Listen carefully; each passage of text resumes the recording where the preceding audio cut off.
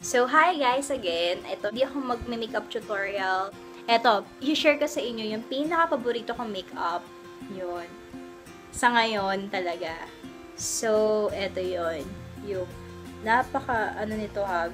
Very affordable siya. Michido Tinted Brow Gel. Okay. Yan. So, ayan siya. Shaping and shading. Bale, 7 ml siya. Yan. So, ang shade niya na kinuha ko is yung brunette. May mga ibang shades din. Hindi ko lang alam kung meron yun sa pang blonde. Yun. Kasi usually, ginagamit talaga tong eto para pang tint lang ng kilay. Pero ako, maganda kasi talaga yung effect niya. So, yun. Minsan nagkikilay ako ng konti lang na nilalagyan ko lang ng eyeshadow. Kasi madalang lang akong gumamit talaga ng eye pencil sa kilay. Pero yung iba, talagang yun ang ginagamit nila. Ginagamit ko siya pang tint din, pero pang define ng brows. So, ayan, ilalagay ko na siya.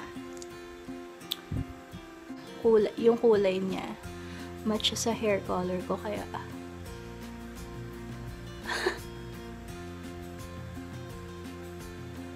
ayan.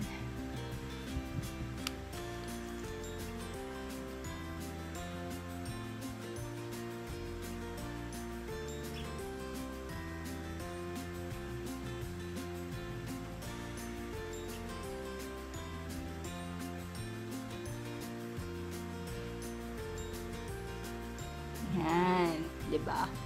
Mas maganda siya. At saka ito pa pala, kaya pala nung una kasi akala ko ang purpose nito pampadapa ng kilay kasi 'di ba?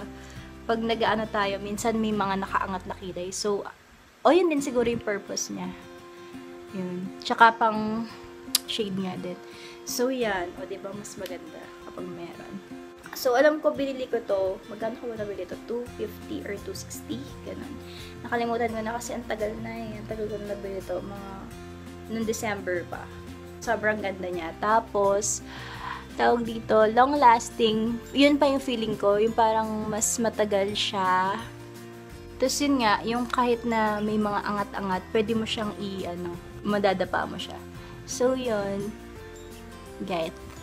So, sa susunod na lang ulit na video. Thank you. Bye-bye!